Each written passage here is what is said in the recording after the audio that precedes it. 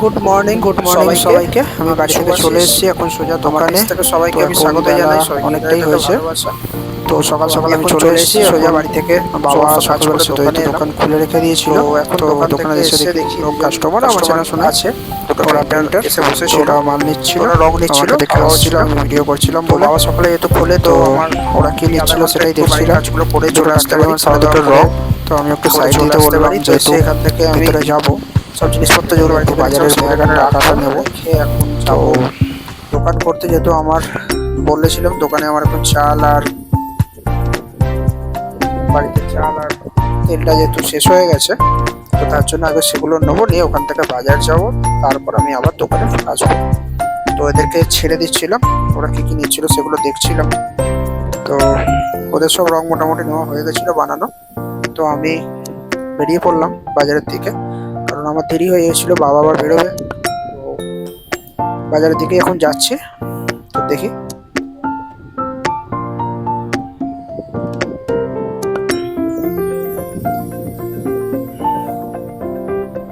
তো আমি এখন আস্তে আস্তে যাচ্ছি মুদিখানা দোকানের দিকে।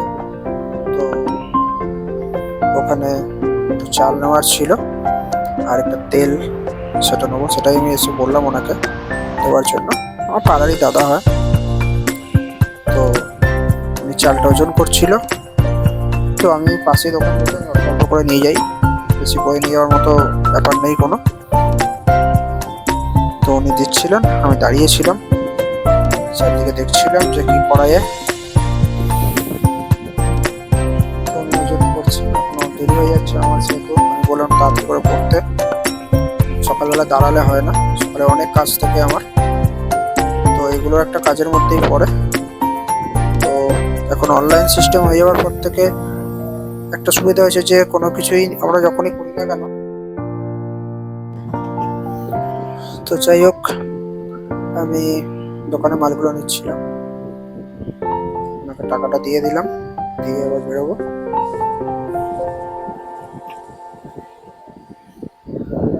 ছিল না, তো আমাকে ক্যাশটা দিতে হলো, বাজারের ক্যাশ। উনি একটা মাজন দেখাচ্ছিল, যে দেখাচ্ছিল দেখ জিএসটি হওয়ার পর দাম কতটা বেড়েছে না কমেছে, আমাদের মতো ছোট ছোট কাস্টমারদের সুবিধা হয়েছে কি হয়নি। বললো যে একটু দাম তো দেখাচ্ছে, প্রিন্টটা অনেকটাই বেড়েছে, দেখলাম যেটা আমি 98 কিনতাম সেটা 126 টাকা প্রিন্ট দেখাচ্ছে। তো এই হচ্ছে ব্যাপার, দাম বাড়ুক বা কমুক, আমাদের মতো কাস্টমারদেরকে সবাইকেই কিনতে হবে। মুদিখানার দোকানের সামান কেনা হয়ে গেল, হয়ে যাওয়ার পর আমি এখন সোজা চলে এলাম আমাদের পাশেরই বাজার আছে সেখানে। তো আজকে শনিবার, বেশি কিছু নেওয়ার নেই, কিন্তু তবুও রোজ আমাকে আসতে হয়। তো আমি এখন যাবো শাক কিনতে, যদি ওখানে শাক পেলাম ভালো, না হলে এখান থেকে কিছু সবজি কিনবো, কিনে চলে যাবো। তো প্রচণ্ড ভিড়, আমি সাইড দিতে বললাম। তো চলুন আপনাদেরকে আমাদের বাজারটা একটু দেখিয়ে দিই। আমাদের বাজারটা অনেকটাই বড়, এটা হচ্ছে ব্যারাকপুরের বাজার, ব্যারাকপুর মনিরামপুর। তো দেখুন এখানে থোর বিক্রি হচ্ছে, সবজি আসে ইনি অনেক দূর থেকে আসে, সিঙ্গুর থেকে আসে, একদম ফ্রেশ সবজি আনে, শাক আনে। দাদা সাথে অনেক দিনের পরিচয়, দাদা খুব ভালো সবজিও দেয়। তো আমি আবার ওখান থেকে সব নেওয়া হয়ে গেলে আবার চলে এলাম, আলু নেবো। আলুর দোকানেও এসে দেখছি এত ভিড়, এই করতে করতে সারাটা দিন চলে যায়। সকাল থেকে ঘুরে বেড়াই, শুধু এই কাজ করতে হয় ওই কাজ করতে হয়। তো দেখুন আলুর দোকানে কত ভিড়। আমি বললাম দাদা আমাকে 2 কেজি আলু দিয়ে একটু ছেড়ে দাও, আমার দেরি হয়ে যাচ্ছে। তো দাদা তুলছিল, ওজন করছে এবার। আমাদের এখানে আলু এখন একটু সস্তা হয়েছে।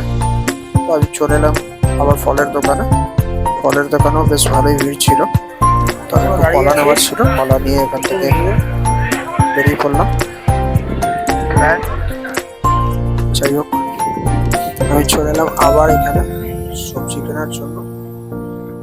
তো সেখান থেকে কিছু অল্প কিছু নেওয়ার ছিল।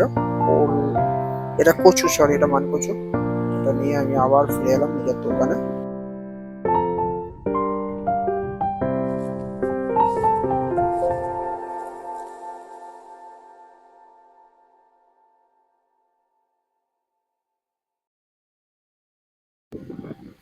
তো আবার ওটা নিয়ে নিচ্ছিলাম, একজন কাস্টমার এসেছিল, ওনাকে বাজারটা রেখে ওনাকে সব দিয়ে দিচ্ছিলাম বুঝিয়ে।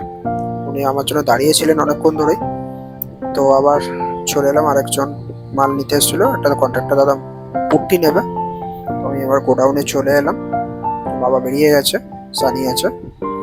তো এবার আমি ছিলাম খুলে এখান থেকে পুট্টিগুলো এশিয়ানের ছিল, এশিয়ানের পুট্টি নেবে উনি।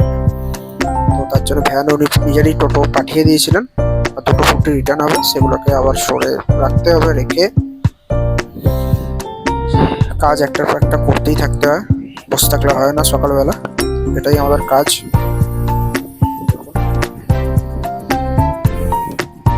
তো যেহেতু আমার ভারী জিনিস তোলা বারুদ, তো আমি সানিকে ডাকছিলাম যে যাতে একটু ধরে দেয়। টোটো দাদা তুলছিলেন না, উনি দাঁড়িয়েছিলেন ঝট করে। তো আমি আবার সব কাজ করে ওনাকে ছেড়ে দিয়ে আবার দোকানে চলে এলাম। কিন্তু আজকের যে মেন ব্যাপারটা হলো, যেটা মেন বলার ব্যাপার, সেটা হচ্ছে আমার এশিয়ান পেন্টসের তরফ থেকে আমার কাছে একটা চিঠি এসছে বাই কুরিয়ার। সেটা কি এসছে সেটাই আপনাদের কাছে বলার জন্য আজকে এই ব্লগটা করেছিলাম। দেখুন আমি এটা খুলছি এখন, এটা কি আছে আপনাকে বলছি।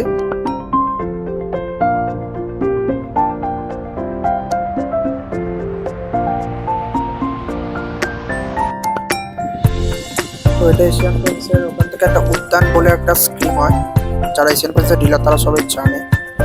তো আমি ছোটখাটো ডিলার, তো প্রতিবারই থাকে, তো এবারেও এসছে।